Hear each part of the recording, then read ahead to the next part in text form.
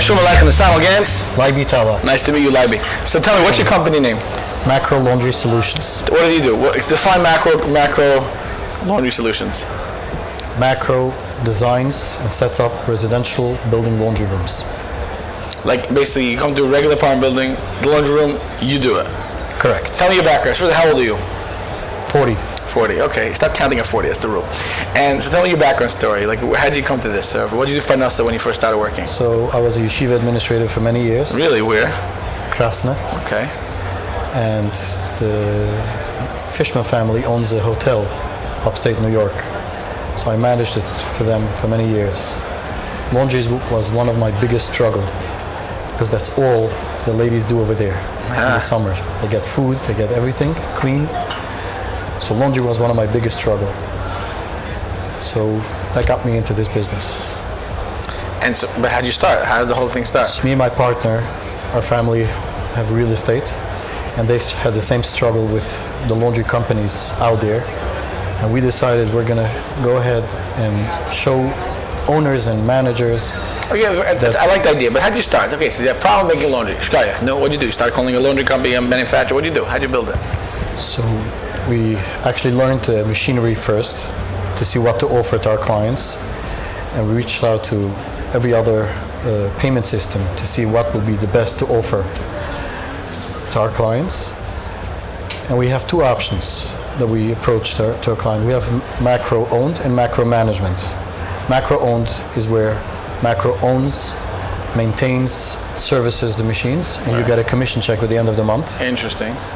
And macro management is where you operate and own the machineries, and we service them. I can hear a third option. Why not you just simply lease it to them, as opposed to them buying it? Why don't you do that? It's similar to the routing option, to the option of macro owned. It is, but when they have to pay it up front, when they lease it from you, why don't you do that as an idea? That's a good idea. See, it was worth the whole thing here. That's it. So thanks to Ami. How many guys work in your company today? We have 14. 14 people. It's a huge 14 company. on the field. What was the hardest part of your company? What was the biggest struggle that you had to overcome to build your business? So first of all, the hardest part was during COVID, when machineries were very hard to get, and parts. We literally bought hundreds of machines that we had to assemble, that we had to disassemble to get out the parts, so all our equipment should work. Did you ever have a time in your career where you were sitting there and like, you can't get out of bed in the morning, like it's mamish a hard difficulty? Baruch Hashem, no. No, you always had that positive drive? Yeah, I wake up in the morning and... How do you get that positive drive going? That's me, that's the truth, that's the business. I got great clients, great teamwork, great... So the question is, it's such an industry, it's either a company, a building has something or they don't. So if you come into a building, they literally have the machines. They're quote unquote happy. How are you going to compete with that? What do you do? What do you say? So we started, it was easier because we approached many new construction sites. I get that. That's, I'm sure, still a model of your business. Baruch Hashem, today's days we have over 1,000 locations. Wow. And our name is out there, and we have a great service record. So what percentage of your business do you think is new construction, and what is taking over existing space?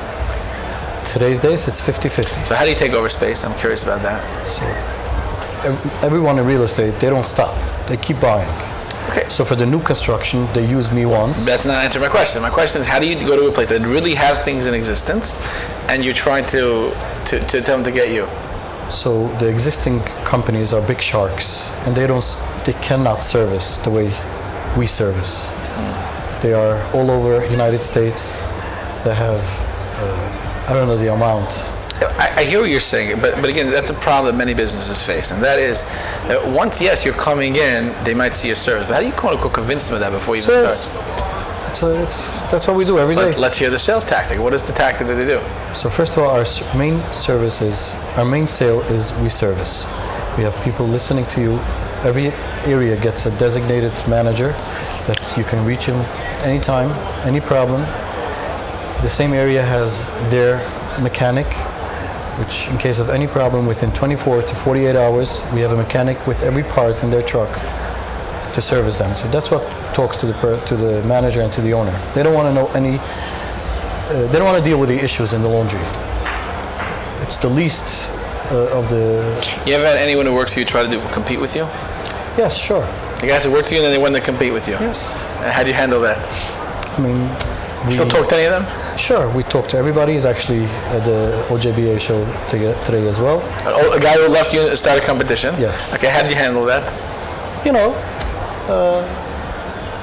there's enough business for everybody. Hashem sends you the business, and I don't think that anybody sure it's can hard. take away. Sometimes you take it personal. It's a little like offensive a little bit. Sometimes, right? A guy works for you and took it over. I'll tell you the flip side before I hear your answer. I wanted a very good answer. A guy said, "I know people will try to leave me, but those guys are the best employees while they're there."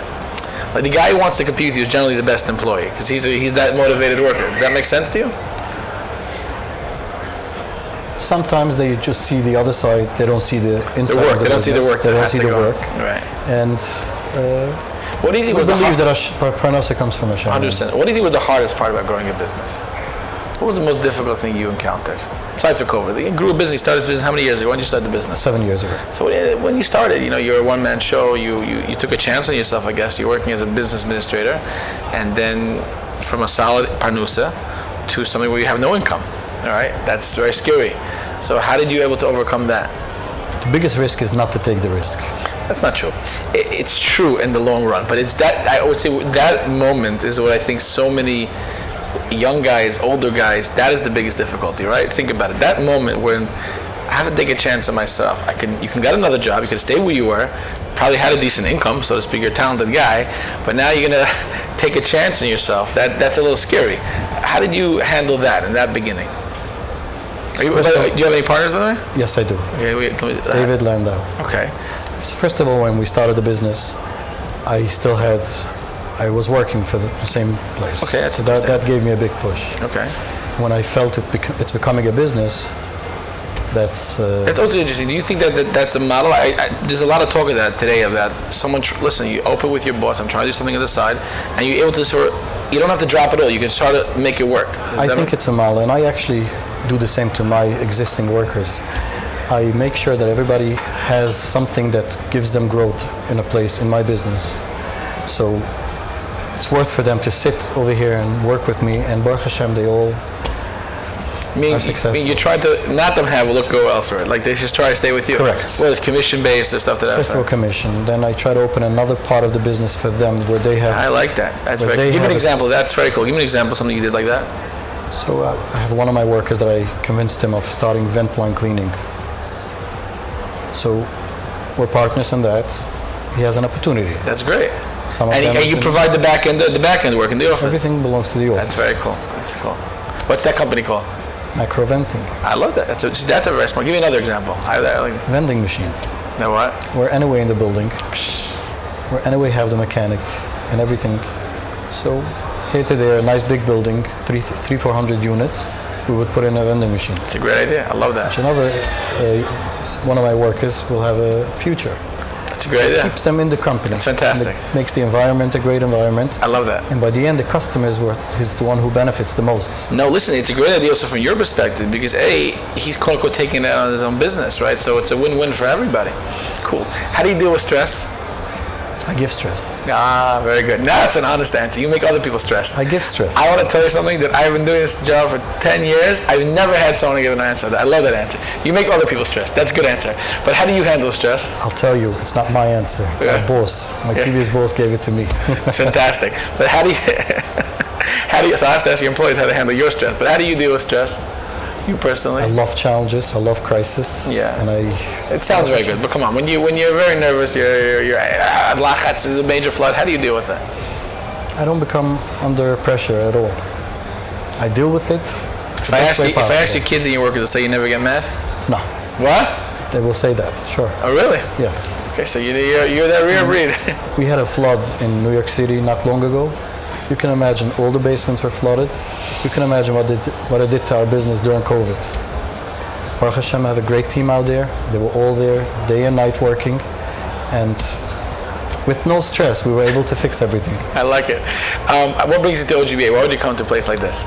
Tell me about it. I've seen major success in OJBA in the past couple of You've years. actually gotten clients from here? Yes. Really? That's cool. The key to the clients from OJBA is following with them, But yes, I can say a nice percentage of clients came from OJBA. See, you should have very good advice. People don't recognize that when you come to an expo, it's not about doing business here. You're not supposed to seal the deal. You're supposed to start a relationship, and then eventually you can seal a deal. I think that's a key factor. Like, hey, here you are, let's keep on talking. And it's kind of hard because you can run after someone for 6 months and sometimes even 12 months. But if you're consistent and you don't give up, you'll get them by the end. I love that, Mal. Shkaya, thank you so much for coming. I really appreciate it. It's fantastic. Thank you, You do good.